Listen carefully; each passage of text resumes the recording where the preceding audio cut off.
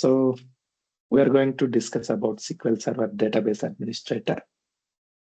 Okay, who is DBA? So we call Database Administrator as a DBA. So a SQL Server DBA maintains SQL Server databases. So ఏ aspect లో maintain చేస్తారంటే security, performance, availability. Database secure గా ఉన్నాయా, performance database fast గా ఉన్నాయా, so ఏదైనా disaster జరిగినప్పుడు ఇంకో కాపీ అవైలబిలిటీలో ఉందా లేదా, సెక్యూరిటీ, పర్ఫార్మెన్స్, అవైలబిలిటీ. సో ఎలా చేస్తారు మెయింటైన్ అంటే through task like optimization, backup, recovery and trouble shooting.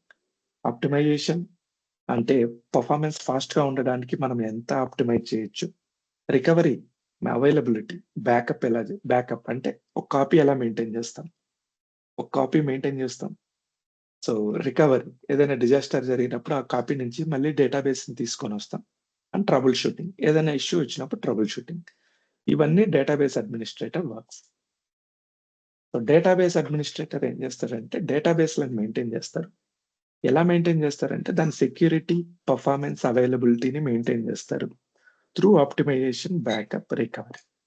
Okay, so database designs, permissions, ఎవరు డేటాబేస్ కనెక్ట్ అవ్వాలి, తర్వాత డేటాబేస్ డిజైన్ ఎలా ఉండాలి, డేటాబేస్ కెపాసిటీ ఎంత ఉండాలి, ఎంత సైజ్ ఉండాలి. సో ఇవన్నీ మెయింటైన్ చేస్తూ డాక్యుమెంటేషన్ ఇచ్చి సపోర్టింగ్ టీమ్స్ కి హెల్ప్ చేస్తూ ఉంటారు. ఓకే, సింపుల్ వర్డ్స్ లో చెప్పాలంటే DBA is who manages data in databases. Database లో ఉన్న డేటాని మెయింటైన్ చేసే వాళ్ళనే DBA అంట. ఓకే, సో డేటా మెయింటైన్ చేయాలి అని చెప్తున్నాం. What is the use of maintaining or storing data? డేటాని స్టోర్ చేయడం వల్ల మీకు వచ్చే అడ్వాంటేజ్ ఏంటి? ఓకే, సో డేటా స్టోర్ చేయడం అనేది transmitting of knowledge from one person to other person. ఏదైనా డేటా స్టోర్ చేయడం, మేనేజ్ చేయడం వల్లే మనకి అసలు మనం ఏమనుకుంటున్నాం అనేది పక్క పర్సన్ కి తెలుస్తుంది. సో తరతరాల నుంచి డేటా స్టోర్ చేస్తూ వస్తున్నారు. ఆ స్టోర్ చేయడం వల్లే మనకి ఇంత నాలెడ్జ్ వచ్చింది. So transmitting knowledge is the main advantage of storing data. Okay, so కొన్ని లక్షల సంవత్సరాల నుంచి చూస్తూ స్టార్టింగ్ లో ఈ డేటా ట్రాన్స్మిషన్ ఎలా ఉండేదంటే త్రూ ఓరల్. సో మన వేదాలు కానీ, కథలు కానీ, పురాణాలు కానీ, సో ఇవన్నీ ఏంటంటే ఒకరి నుంచి ఒకరికి చెప్తూ వచ్చేవాళ్ళు. కొన్ని లక్షల సంవత్సరాలు just oral transmission. So father నుంచి నెక్స్ట్ జనరేషన్ కి, అలాగే టీచర్స్ నుంచి నెక్స్ట్ జనరేషన్ కి, సో పీపుల్స్ కి, వీళ్ళందరికీ చెప్తూ వచ్చేవాళ్ళు అనమాట. తర్వాత ఏమైందంటే కాలక్రమంలో ఈ తాళపత్ర గ్రంథాలు, ఈ క్లాత్ మీద రాయడము మెసేజ్లు, సో ఈ శిలాశాసనాలు అంటారు, రాళ్ల మీద చెక్కడము, రాక్ పెయింటింగ్స్, ఇదంతా డేటా స్టోరింగ్. డేటాని ఇలా స్టోర్ చేసేవాళ్ళు ఒకప్పుడు. ఓకే, తర్వాత వచ్చేసి 1890లో సో పంచ్ కార్డ్స్ అని ఇంట్రడ్యూస్ చేసేది డేటా స్టోరింగ్ కి 1890లో. సో ఇలా ఒక డివైస్ ఉండేది, అందులో హోల్స్ ఉంటాయి. సో పంచ్ కార్డ్ ఏం చేస్తుందంటే మనకు కావాల్సిన ఇన్ఫర్మేషన్ ని, సో కార్డ్స్ ఉంటాయి, ఆ కార్డ్స్ మీద పంచ్ చేస్తుంది. అంటే ఏ అంటే స్పెసిఫిక్ క్యారెక్టర్స్, బి అంటే ఇన్ని పన్స్ ఉండాలి, సి అంటే ఇన్ని హోల్స్ ఉండాలి, అలా ఉండేది. దాన్ని బేస్ చేసుకొని పంచ్ కార్డ్ డిజైన్ చేసేది. 1932లో మ్యాగ్నెటిక్ డ్రమ్ మెమరీ అని చెప్పి సో ఇలాంటి ఒక మిషన్ ని ఇన్వెంట్ చేశారు. ఇవన్నీ data storage units. Magnetic tapes, magnetic tapes మనం క్యాసెట్స్ లో వాడుతూ ఉంటాం కదా, సో అది కూడా one type of device, data storing device. Okay, తర్వాత 1956లో IBM ఫస్ట్ హార్డ్ డ్రైవ్ ని క్రియేట్ చేసింది, hard disk. Okay, 1963 cassette tapes, floppy disk, 1971 floppy డిస్క్లు వచ్చాయి. ఇవన్నీ డేటా స్టోరేజ్ డివైజెస్. 1982 సిడీస్ వచ్చాయి. ఓకే, 1995 డివిడీస్ రిలీజ్ అయ్యాయి. 1999 SD కార్డ్స్. సో మన మెమరీ, మన మొబైల్స్ లో కూడా SD కార్డ్స్ పెట్టుకుంటూ ఉంటాం, మెమరీ కార్డ్స్ అంటారు. 2000లో మనకు పెన్ డ్రైవ్స్ రిలీజ్ అయ్యాయి. 2006లో క్లౌడ్ స్టోరేజ్ స్టార్ట్ అయిందన్నమాట. సో ఇవన్నీ data storage devices. Okay. So data storage evolution ఎలా జరిగింది? సో 1880s, 19s లో పంచ్ కార్డ్ స్టార్ట్ అయితే, అంటే కొన్ని లక్షల సంవత్సరాల కిందటనే డేటా స్టోరేజ్ స్టార్ట్ అయింది. అవన్నీ అంత ఎఫిషియంట్ కాదు. సో తాళపత్ర గ్రంథాల్లో రాయడము, రాక్ పెయింటింగ్స్ రాయడము, ఇవన్నీ సో ఎక్కువగా కరప్ట్ అయ్యే ఛాన్సెస్ ఉన్నాయి స్టోర్ చేయకపోతే. పంచ్ కార్డ్ నుంచి ఫ్లాపీ డిస్క్, ఇవన్నీ కంప్యూటర్ రిలేటెడ్. ఫ్లాపీ డిస్క్ నుంచి సిడి రోమ్ నుంచి ఫ్లాష్ డ్రైవ్ నుంచి క్లౌడ్ స్టోరేజ్. సో అలా data evolution, storage evolution start అయింది. This is the first computer in the world. ఇదంతా కంప్యూటరే. ఓకే. ఫస్ట్ కంప్యూటర్ ఇలా ఉండేది. సో 1949లో కంప్యూటర్. అప్పుడు కంప్యూటర్‌కి మానిటర్ కూడా ఉండేది కాదు సరిగా. ఓకే. తర్వాత 2023 computer. This is the evolution of computer. First computer ఇలా ఉండేది. తర్వాత ఇలా వచ్చింది. So this is the evolution అన్నమాట. Right now we are seeing this type of computers. So Apple computers చూసుకుంటే మీరు 1976లో ఓకే. యాపిల్ కంప్యూటర్ ఇలా ఉండేది. సో ఇయర్స్ తో పాటు ఇలా ఎవల్యూట్ అయితా ఇలా వచ్చిందన్నమాట.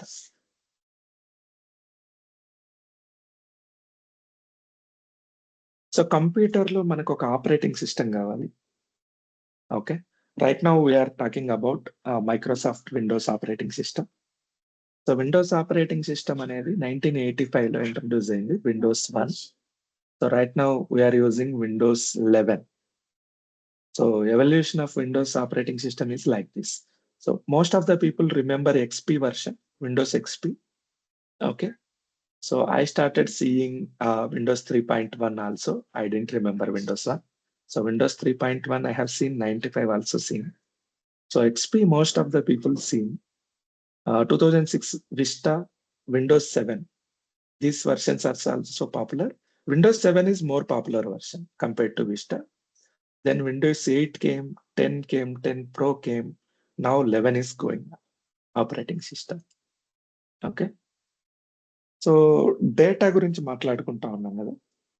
సో డిజిటల్‌గా డేటా స్టోర్ చేయడానికి ఏమేం ఛాలెంజెస్ ఉన్నాయి? ఇనీషియల్ డేస్‌లో డేటా స్టోరింగ్ అనేది చాలా కాస్ట్‌లీ ప్రాసెస్. ఒక్కొక్క లెటర్ స్టోర్ చేయడము ఫ్లాపీ డిస్క్‌లో కూడా చాలా కాస్ట్‌లీ అన్నమాట. సో ఈ కాస్ట్‌లీ ప్రాసెస్‌ని హ్యాండిల్ చేయడంలో 2000 ఇయర్‌లో మనకు అంటే అప్పటికి ఇంకా కంప్యూటర్స్ వైడ్ స్ప్రెడ్ అవ్వలేదు. So we faced entire humanity faced biggest bug computer issue that is called as Y2K. ఎవరికైనా గుర్తుందా ఎవరికైనా Y2K? What is Y2K? So millennium bug అంటారు దీన్ని. 2000 ఇయర్‌లో ఇష్యూ వచ్చింది. ఇష్యూ ఏంటంటే so let me open it sir.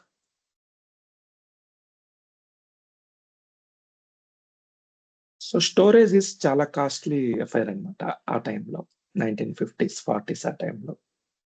So computer programmers ఏం చేశారంటే 1950 ఉంది. 1951 ఉంది. సో ఇలా ఇయర్ 1951, 1953 ఇలా ఇవ్వడం ఎందుకు? ఈ 19 కామన్ గదా. సో 19ని ఫిక్స్ చేసేద్దాం. ఎందుకంటే 19 అనేది ఒక ఇమేజ్ లాగా కనపడుతది. దానికేం పెద్దగా స్టోరేజ్ తీసుకోదు. ఈ 50, 51 మాత్రం మనం చేంజ్ చేసుకోవచ్చు ప్రోగ్రామ్స్‌లో అని చెప్పి ఇలా ఇంట్రొడ్యూస్ చేశారు. సో కంప్యూటర్‌లో 19 అనేది default. Okay. So year mention చేయాలంటే మీరు 54, 55, 56, 57 ఇలా మెన్షన్ చేయాలి.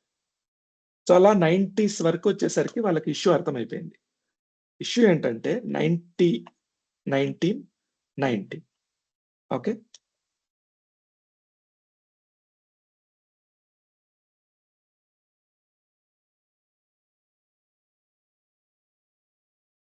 "91, 92, 93, 94, 95, 96, 97, 98, 99." నెక్స్ట్ ఇయర్ ఏం రావాలి? 2000 రావాలి. ఓకే. కానీ computers are not programmed for 2000 year. అసలు అంతవరకు ఆలోచించలేదు. 2000 ఇయర్‌లో ఏం చేయాలి అని. So, computer will think like this is 1900 year. So, కంప్యూటర్‌కి తెలియదన్నమాట. 1999 తర్వాత 1900 ఇయర్ వస్తది. దీనివల్ల డిసడ్వాంటేజ్, దీనివల్ల ఇష్యూ ఏంటి? ఇష్యూ ఏంటంటే, సో, అప్పటికే అంటే వైడ్ స్ప్రెడ్ అవ్వలేదు కాబట్టి చాలా డేంజర్ తప్పింది. సో, ఫ్లైట్స్ తీసుకోండి, బ్యాంకింగ్ తీసుకోండి, బ్యాంక్స్ తీసుకోండి. బ్యాంక్‌లో ఇంట్రెస్ట్ కాలిక్యులేట్ చేస్తారు గదా! సో, ఎన్ని నెలలైంది, ఎన్ని సంవత్సరాలయిందని కాలిక్యులేట్ చేస్తారు. ఫర్ ఎగ్జాంపుల్, సో, 1999లో మీరు ఒక 1,00,000 లోన్ తీసుకున్నారనుకోండి. నెక్స్ట్ అది నెక్స్ట్ ఇయర్ ఏమవుతది? 1900 ఇయర్ అయిపోయింది. అంటే మీరు 99 ఇయర్స్‌కి లోన్ తీసుకున్నట్టు. సో, 99 ఇయర్స్‌కి మీరు ఇంట్రెస్ట్ కట్టాల్సిందొస్తది. అలాగే మీరు ఏదైనా టికెట్స్ బుక్ చేసుకున్నారు కంప్యూటర్ సాఫ్ట్‌వేర్‌లో. మీరు ఇయర్ ఒక్క రోజుతో సో, డిసెంబర్ 31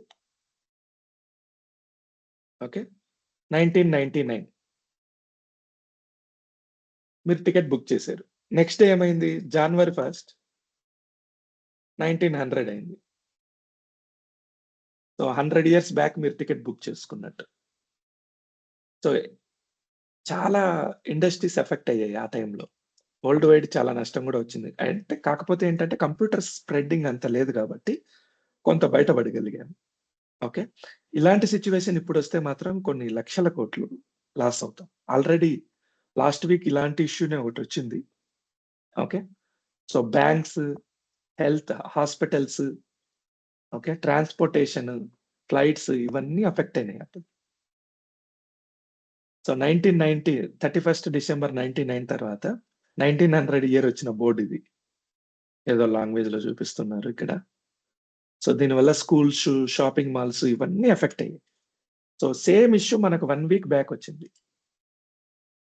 ఎవరికైనా ఐడియా ఉందా ఇష్యూ ఏంటని? న్యూస్ చూస్తుంటే మీకు ఐడియా వచ్చుంటది. క్రౌడ్ స్ట్రైక్ అనేది ఒక ఆర్గనైజేషన్. సో, వీళ్ళు ఒక అప్డేట్ రిలీజ్ చేశారు. ఆ update mostly Microsoft cloud softwares వాడతాయి ఆపరేటింగ్ సిస్టమ్స్. సో, సడెన్‌గా వచ్చేసి కంప్యూటర్స్ అన్నీ ఇలా కనపడిపోయినాయి. కంప్యూటర్స్ వర్క్ చేయలేదు ఆల్‌మోస్ట్ 1 డే. బ్లూ స్క్రీన్ వచ్చేసింది. So, many people described this as blue screen of death. 1 day computers world wide Microsoft operating system, cloud operating systems work అవ్వలేదు. దీనివల్ల కొన్ని వేల లక్షల కోట్లు, కోట్ల కోట్లు లాస్ వచ్చింది. Okay. So, crowd strike issue affected industries. So, health industries, banks, hospitals, okay. Airlines, super markets, malls, what not ప్రతి ఒక్కరు ఎఫెక్ట్ అయ్యారు. ఎవరికైనా గుర్తుందా ఈ ఇష్యూ? మొన్న 1 వీక్ బ్యాక్ ఇష్యూ వచ్చింది. అవునన్నా. యెస్. ఓకే. సో, డేటా అనేది లేకపోతే ప్రపంచం ఏమైపోతది ఈ కండిషన్స్‌లో అనే దానికి లాస్ట్ 1 వీకే మనకు నిదర్శనం. సో, సాఫ్ట్‌వేర్ ఇండస్ట్రీ మొత్తం కుదేలైపోయిందని చెప్పుకోవచ్చు. 1 డేకే. సో, బ్యాంకులు పనిచేయలేదు, ఏటీఎమ్స్ పనిచేయలేదు, ఎయిర్‌పోర్ట్స్ పనిచేయలేదు. హ్మ్. హాస్పిటల్స్ ఇష్యూస్ వచ్చినాయి. సూపర్ మార్కెట్స్ ఇష్యూ వచ్చినాయి. మాల్స్ ఇష్యూస్ వచ్చినాయి. సో, ఇవన్నీ మనం డేటా సరిగ్గా మేనేజ్ చేయకపోతే మనకొచ్చే ఇష్యూస్ అన్నమాట. Okay. So, where are we? Just a minute. So, we are under Y2K issue. Y2K issue లాంటిదే మనకి ఈ క్రౌడ్ స్ట్రైక్ ఇష్యూ. సో, ఇది డేట్ రిలేటెడ్. అదొచ్చేసి మనకు బగ్ అన్నమాట. సో, డేటా అనేది చాలా ఇంపార్టెంట్. స్టార్టింగ్‌లో డేటా కాస్ట్‌లీ ఉండడం వల్ల Y2K ఇష్యూ వచ్చింది. సో, ఇంతసేపు మనం డేటా అని మాట్లాడుకున్నాం కదా! What is data? What is information? So, ఇదంతా ఇంట్రడక్షన్ క్లాస్. మీరంతా గుర్తుపెట్టుకోవాల్సిన అవసరం గూడా లేదు. జస్ట్ మనకు డేటాబేస్ అడ్మిన్ అంటే ఏంటి? ఇదంతా దీని అవసరం ఎందుకొచ్చిందనేది మీకు ఎక్స్‌ప్లెయిన్ చేస్తున్నా. So, So this is not actual subject. It is just introduction class. Data అంటే ఏంది? ఇన్ఫర్మేషన్ అంటే. సో ఇక్కడ చూడండి. రాఘవ 70,000, 2,000 బెంగుళూరు. ఇది data. So data is not a meaningful appearance. మనకిది కరెక్ట్‌గా మీనింగ్‌ఫుల్ అపియరెన్స్‌లో ఉండాలని రూల్ ఏముండదు. Anything is a data. Collection of any information, collection of any letters is a data. Okay. దీన్ని మీనింగ్‌ఫుల్ వేలో స్టోర్ చేస్తే దాన్ని ఇన్ఫర్మేషన్ అంటారు. ఇదే ఇన్ఫర్మేషన్ నేను ఇలా రాస్తాను. Raghava lives in Bengaluru, born in 2000, earns 70,000 per month. This is an information. This is data. Okay. Data is collection of characters. That's it. Nothing more than that. Raw information, unprocessed information, meaningful, either meaningful or meaningless information. But information is so processed data. Processed. So data ni process chesi oka meaningful way lo pedte dani information antaru. Okay. As a DBA, we care about data. So మనం database అడ్మినిస్ట్రేటర్‌గా మనం ఏం చేస్తాం? డేటాని handle చేస్తాం. Information గురించి మనకు అనవసరం. So మీరు రేపొద్దున జాబ్‌లో చేరిన తర్వాత మీకు ఒక హెల్త్ ఇండస్ట్రీ ఫార్మ్ రావచ్చు. ఎయిర్‌లైన్స్ ఫార్మ్ రావచ్చు. సాఫ్ట్‌వేర్ ఇండస్ట్రీ ఫార్మ్ రావచ్చు. ఇంకేదైనా క్రిటికల్ ఇండస్ట్రీ రావచ్చు. ఇన్స్యూరెన్స్ ఫార్మ్ రావచ్చు. ఏదైనా ఆ టేబుల్స్ ఓపెన్ చేసి టేబుల్స్ రూపంలో డేటా స్టోర్ అవుతది. SQL సర్వర్‌లో. టేబుల్‌ని ఓపెన్ చేసి అందులో ఏముంది అని ఎప్పుడు మనం చూడాల్సిన అవసరం కూడా రాదు. ఓకే. సో మన చేతిలో ఎంటైర్ డేటా ఉంటది. We can do anything. So for example నేను ఒక బ్యాంక్‌లో పనిచేస్తున్నాననుకోండి. సపోజ్ ఫర్ ఎగ్జాంపుల్ ఎస్‌బీఐలో పనిచేస్తున్నా. ఎస్‌బీఐలో డేటా టేబుల్స్ రూపంలో ఉంటది. సో ఎంతమంది కస్టమర్‌లున్నారు? ఎన్ని వేల కోట్ల ట్రాన్సాక్షన్స్ జరుగుతున్నాయి? ఎంత లోన్‌లు తీసుకున్నారు? ఎవ్రీథింగ్ నాకు కనబడతది. నేను ఓపెన్ చేసి చదివితే. కానీ నాకు ఓపెన్ చేయాల్సినంత అవసరం రాదు. ఓకే. టేబుల్‌ని టేబుల్‌గానే చూస్తాం. అందులో ఎవరున్నారు? ఏమున్నారు? అనేది ఇన్ఫర్మేషన్ రూపంలో మనం చూడం. Okay. So developers care about information. DBAs care about just data. We just handle data. Okay. So డేటాని హ్యాండిల్ చేసే టైంలో స్టార్టింగ్‌లో ఇనీషియల్ డేస్‌లో ఎలా హ్యాండిల్ చేసేవాళ్ళు? సో ఏదైనా డేటాని హ్యాండిల్ చేయాలంటే ఫస్టు స్టార్టింగ్‌లో నోట్ ప్యాడ్స్ వచ్చాయి. ఇది నోట్ ప్యాడ్. దీన్ని ఎలా ఓపెన్ చేసే shortcut Windows R run command. Run కమాండ్‌లో నోట్ ప్యాడ్ అని టైప్ చేశాను. క్లిక్ చేస్తే ఇది ఓపెన్ అయింది. ఫర్ ఎగ్జాంపుల్ సో నేను ఒక డేటా హ్యాండిల్ చేయాలనుకున్నా. Serial number. Okay. So name of the student, student name. So location. Completed. Graduation completed. అని హెడ్డింగ్స్ పెట్టుకున్నా. 1 Hari, location Bengaluru, graduation completed in 2004. 2 Shiva, okay, Kadapa, graduation completed in 2010. So ఇట్లా మనం data store చేసేవాళ్ళు స్టార్టింగ్‌లో. So అన్ని 4 లెటర్స్ ఉంటే everything is good. కానీ ఇక్కడ నేనేం చేస్తా అంటే ఫర్ ఎగ్జాంపుల్ వేరే పర్సన్ నేమ్ ఉంది. శ్రీ వీర వెంకట సత్య నారాయణ స్వామి అని. ఓకే. సో ఇది ఇక్కడి వరకు ఆక్యుపై చేసింది. నెక్స్ట్ లొకేషన్ ఇవ్వాలి. సో లొకేషన్ నిడదవోలు అని రాసుకున్నాం. నెక్స్ట్ గ్రాడ్యుయేషన్ కంప్లీటెడ్ ఇన్ 2005 అని రాసుకున్నాం.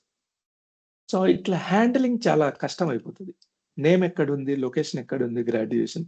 సో ఇది ఫ్లాట్ ఫైల్స్ అన్నమాట. ఒక స్ట్రక్చర్ వేలో మనం డేటా స్టోర్ చేయలేకపోతా ఉన్నాం. ఓకే. సో తర్వాత దీనికి ఫార్మాటింగ్ అదంతా కష్టం అవుతది. ఈ ఫార్మాటింగ్ కోసం నెక్స్ట్ వర్డ్ ప్రాసెసర్స్ వచ్చినాయి.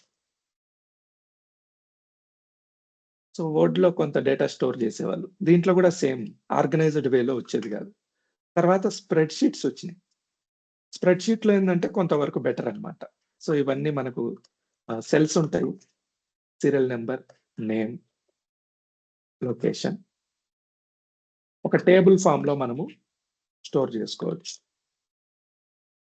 ఇవి సంవాట్ బెటర్ అన్నమాట. కానీ ఎక్కువ డేటా స్టోర్ చేసేవాళ్ళం కాదు. ఇలా ఒక్కొక్క ఇష్యూ వచ్చినప్పుడల్లా ఒక్కొక్కటి ఎవాల్యుయేట్ అవుతా వచ్చింది. Okay. Notepads, word processors, spreadsheet తర్వాత డేటాబేస్‌లకి వచ్చారు. ఈ డేటాని కలెక్ట్ చేయడానికి, మెయింటైన్ చేయడానికి స్ప్రెడ్ షీట్‌లు కూడా కష్టంగా ఉందని చెప్పి డేటాబేస్‌లను డిజైన్ చేయడం మొదలుపెట్టారు. ఓకే. సో డేటాబేస్ ఆహ్, ఇక్కడ చూడండి, డేటాబేస్ లోగో ఇది. డేటాబేస్ లోగోని ఇలా డిజైన్ చేశారు. ఆర్కిల్ కంపెనీ యూఎస్‌లో. ఇది బెంగుళూరులో. డేటాబేస్ లోగో చూస్తే మీరు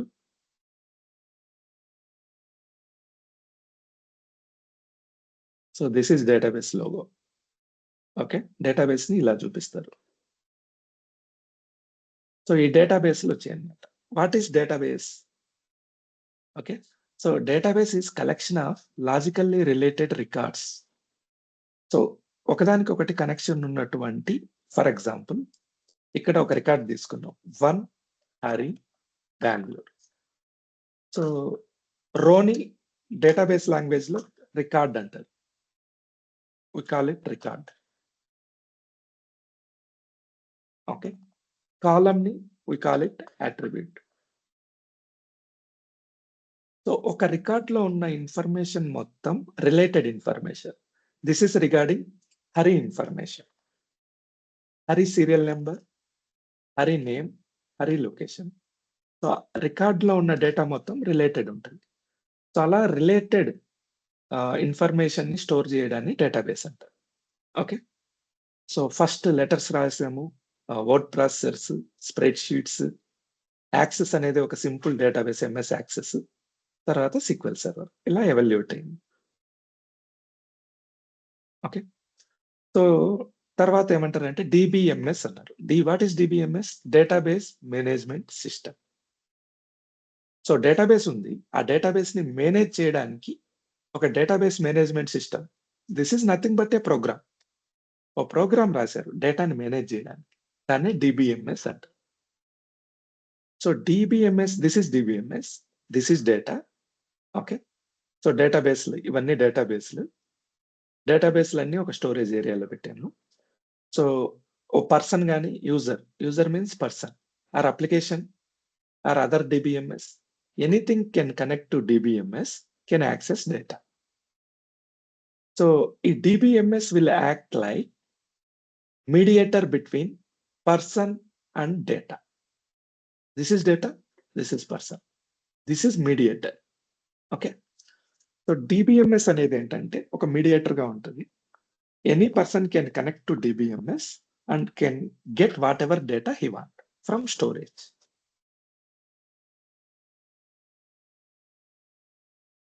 There are so many models initially came. Okay. Just a minute.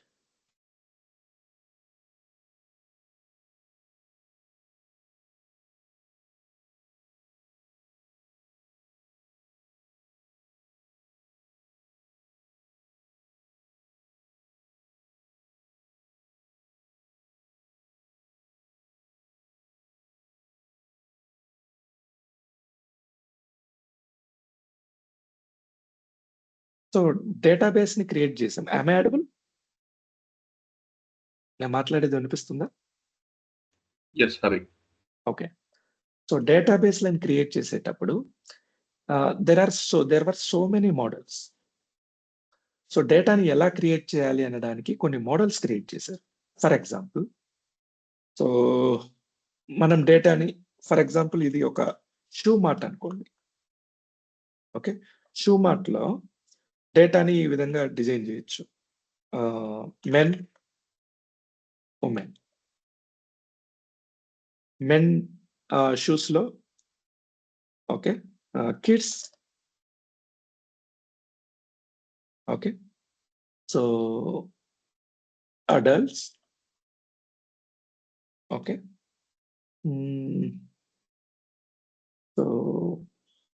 Okay. చాలు. ఇందులో కూడా కిడ్స్ అండ్ అడల్ట్స్. తర్వాత కిడ్స్ లో వచ్చేసి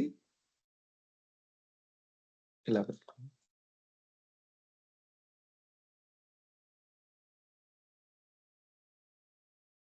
zero to 5 years, 3 years, okay, 3 to 9 years. So ఇలా హైరార్కియల్ మోడల్ అన్నమాట. అంటే పై నుంచి ఫస్ట్ షూస్ మెన్నా ఉమెన్నా, ఓకే. సో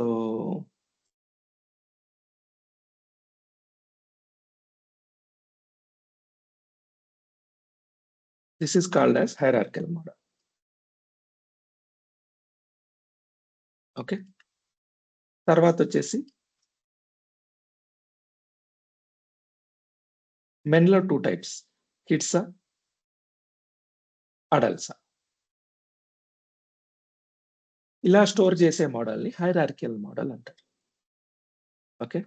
అలాగే network model, relational model, object model, ఇలా డిఫరెంట్ మోడల్స్ ప్రపోజ్ చేశారు. సో హార్డ్ అని చెప్పేసి ఒక సైంటిస్ట్ ఉన్నారు, ఓకే.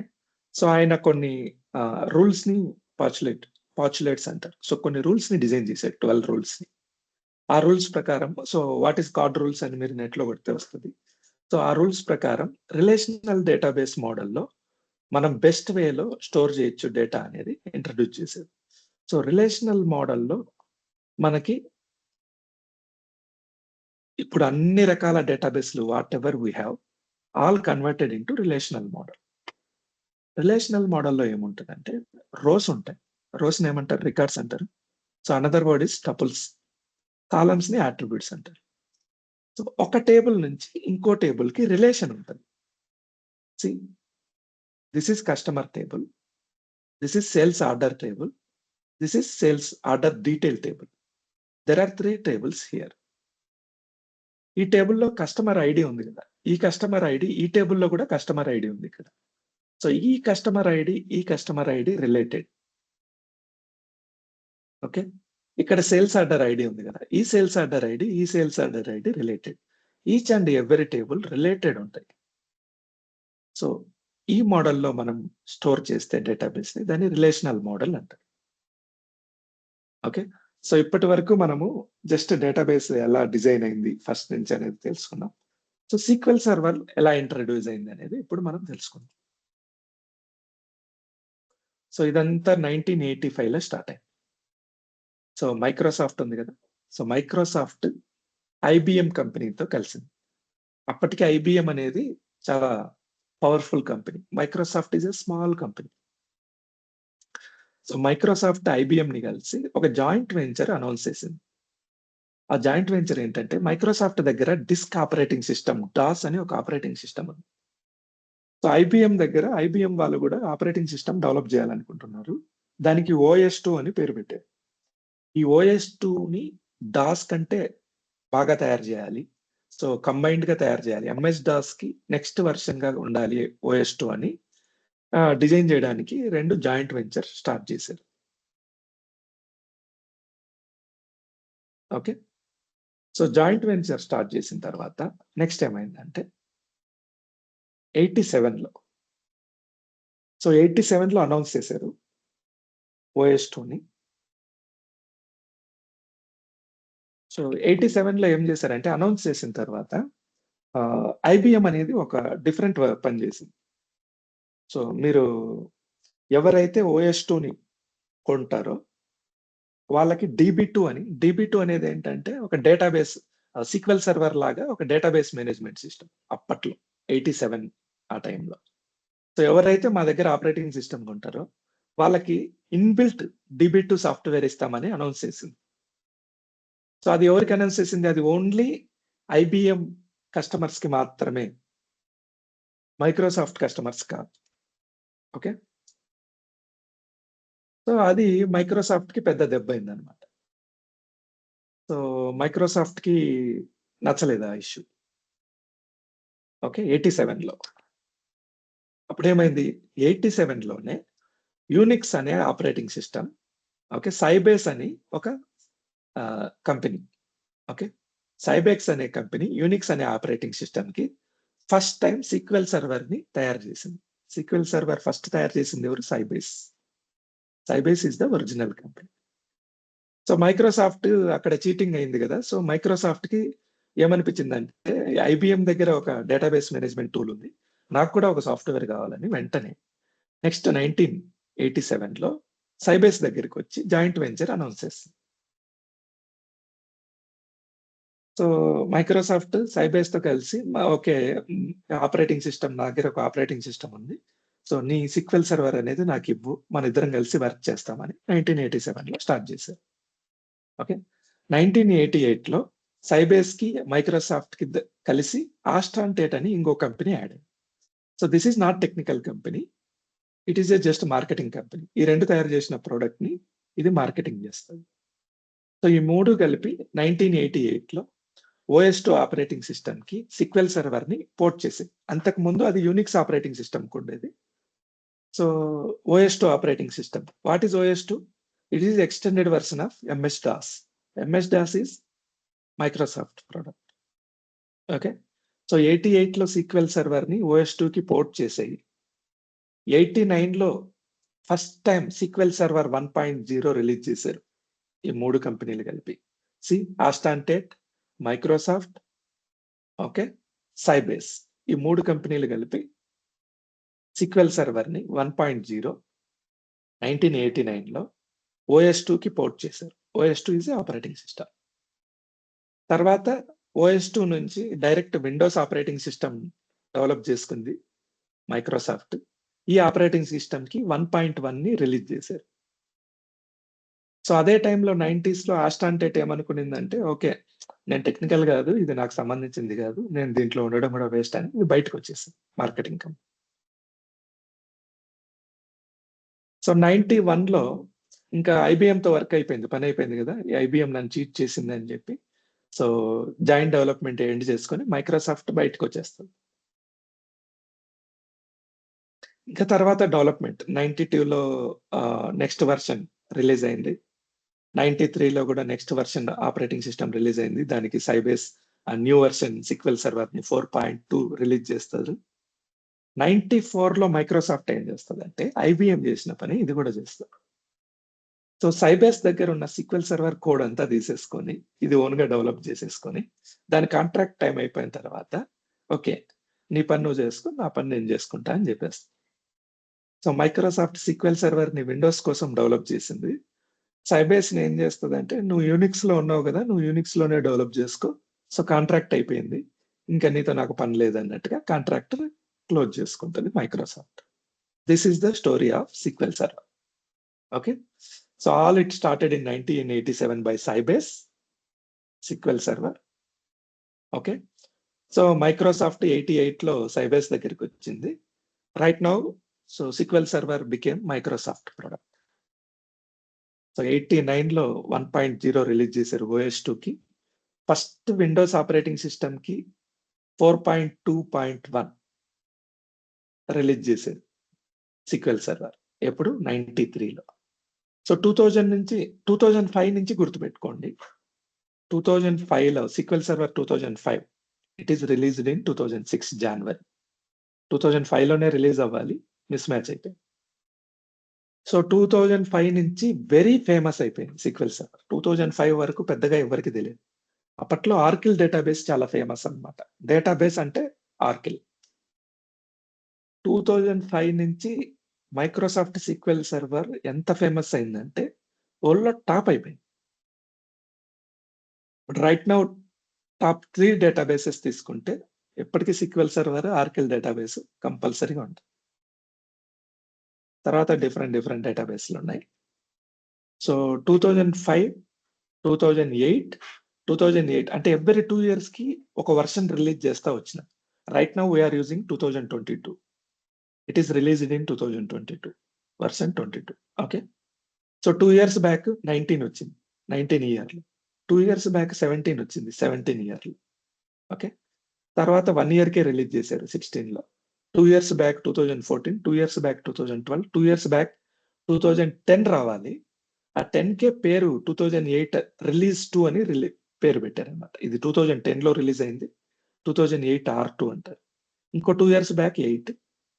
సో ఇంకో 2 ఇయర్స్ బ్యాక్, టెక్నికల్‌గా 2 ఇయర్స్ బ్యాకే ఇది. సో 2006లో రిలీజ్ అయింది ఇది. So 2005 version. So versions release అవుతా వచ్చినాయి. ప్రతి వర్షన్‌లో కొంత మనకు అప్డేట్ అయితా వచ్చింది. 2005 కంటే 8 పవర్‌ఫుల్, 8 కంటే 8 R2 పవర్‌ఫుల్, R2 కంటే 12 powerful.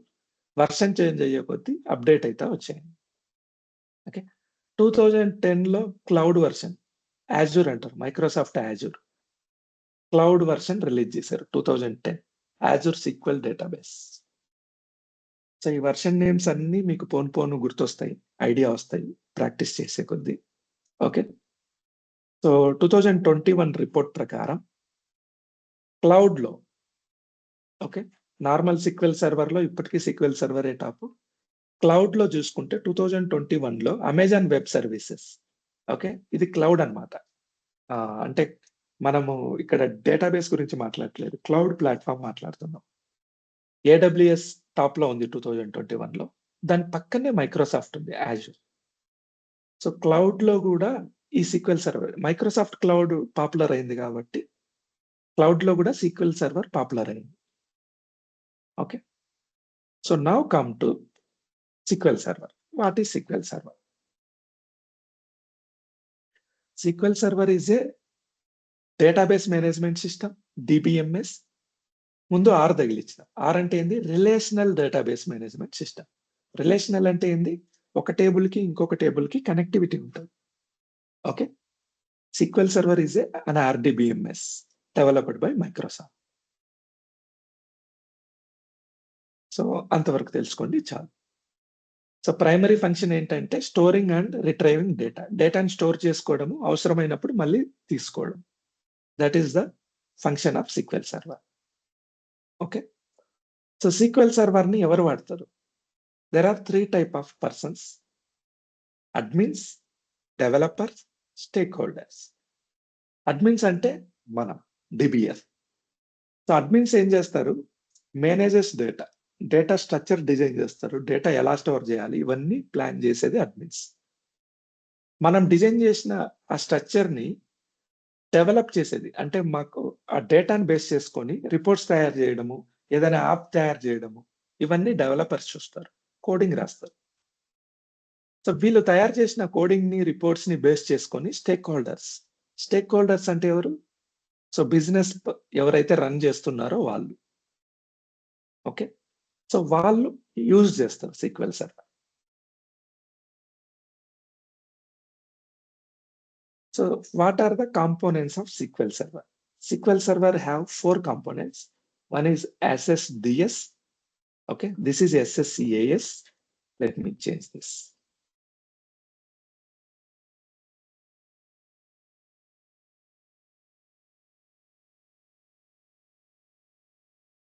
So SSDS, SSAS, SSIS, SSRS. SSDS అంటే ఏంటంటే SQL server database services. SQL server database services. So database related service అన్ని SSDSలో ఉంటాయి. సో మనం మాట్లాడుకునేదంతా SSDS గురించే మాట్లాడుకుంటాం. ఎంటైర్ SQL సర్వర్ కోర్స్‌లో మనం SSDS గురించే మాట్లాడుకుంటాం. దీన్నే OLTP అంటారు. OLTP అంటే ఏంటంటే current database. Right now transactions. So మీరు ఒక బ్యాంక్‌కెళ్లారనుకోండి. ఆ బ్యాంక్‌లో మీరేదైనా స్టేట్‌మెంట్ అడిగితే ఫస్ట్ 6 మంత్స్‌కి మాత్రమే స్టేట్‌మెంట్స్‌కి లేదా మాక్సిమం 1 ఇయర్‌కి మాత్రమే స్టేట్‌మెంట్స్ ఇస్తారు. Just a minute.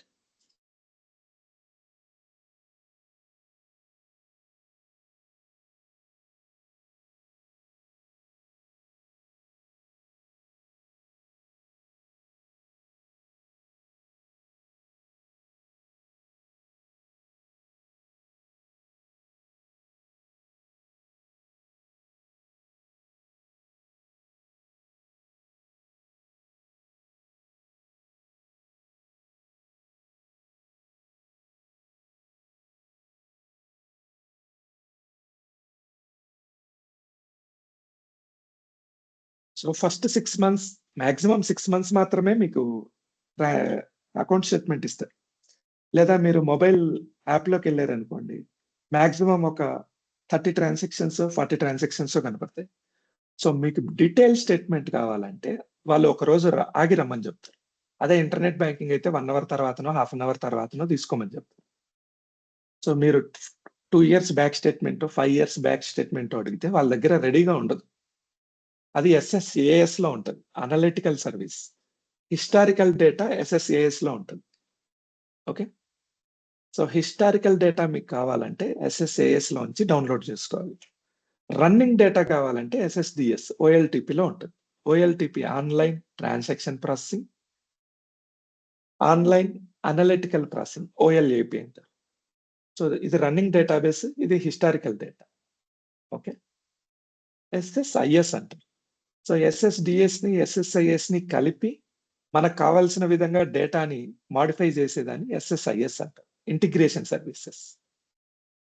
Finally reporting services. వీటిని బేస్ చేసుకొని ఈ డేటాని బట్టి, ఫర్ ఎగ్జాంపుల్ ఒక హాస్పిటల్ ఉంది.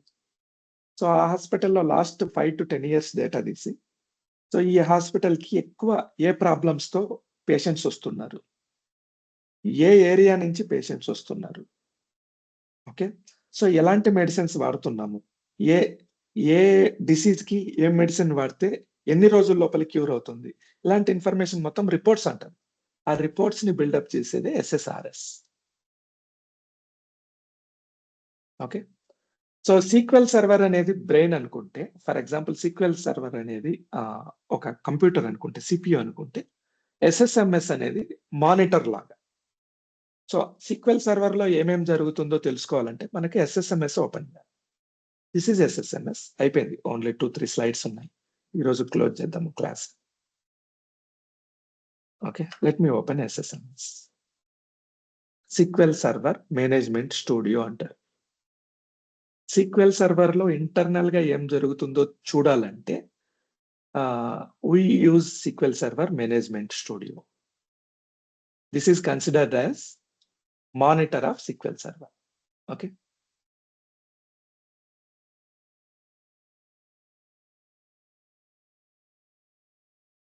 ఇవన్నీ ఎలా ఇన్స్టాల్ చేయాలి అవన్నీ చెప్తాను. సో ఇది మానిటర్, ఇది SQL Server. SQL Server లో ఏమున్నాయి, డేటాబేస్లు ఉన్నాయి. ఓకే, కనిపిస్తుందా? Let me Zoom this. Databases, ఇది డేటాబేస్ ఇలా ఉంటుంది, డేటాబేస్ ఐకాన్ ఇలా ఉంటుంది, సెక్యూరిటీ ఇవన్నీ ఉంటాయి. This is SQL Server. ఈ SQL Server ని ఎలా చూస్తున్నాం మనం? త్రూ మేనేజ్మెంట్ స్టూడియో, SSMS అంటారు. So what is OLAP OLTP అన్నో ఒక స్మాల్ వీడియో చూపిస్తాను, ఇన్స్టాగ్రామ్ రీల్. ఇది SQL Server ఎలా వర్క్ అవుతుంది అనేది మీకు ఒక ఐడియా వస్తుంది.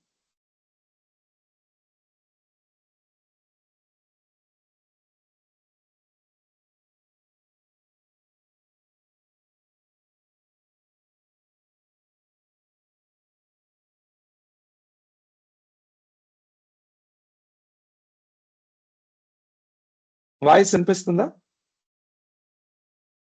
వినిపిస్తుంది. వీడియో వాయిస్ వినిపిస్తుందా? వినిపించట్లేదు. ఒకసారి చూడండి, వినిపిస్తుందా? Okay, let me change audio settings.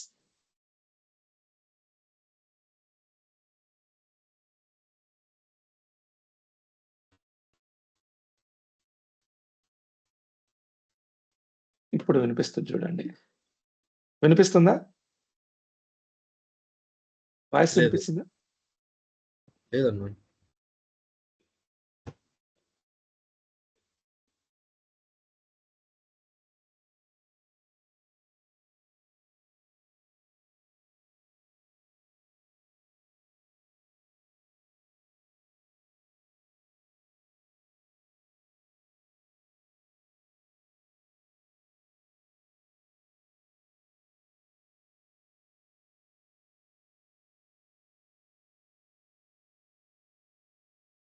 Voice వినిపించిందా? Hello, No. వీడియో వినిపించిందా? వినిపిస్తా ఉందన్న. ఓకే, సో ఆ రోబో మూవీలో డేటా ఎలా అయితే చూపించారో నేను అది ఫార్వర్డ్ చేస్తాను మీకు రీల్. అదంతా సీక్వెల్ సర్వర్ క్వైరీయింగ్ అంటారు. ఓకే. సో డేటా ఉంటది. ఆ డేటాలో మనం ఎలా రిట్రైవ్ చేస్తామనేది ఈ ఎస్ఎస్ఎంఎస్ త్రూ జరుగుతదనమాట. బ్యాక్ ఎండ్ ప్రాసెస్ అది. So this is a database for example. ఇవి టేబుల్స్. ఓకే. ఇందులో కస్టమర్స్ అనే ఒక టేబుల్ ఉంటది. సో చాలా టేబుల్స్ ఉంటాయి. Right now we see customer. So ఈ టేబుల్‌ని మనం చూడాలంటే Hari, సీక్వెల్ లాంగ్వేజ్‌లో can you share your screen? Yes. Let me share.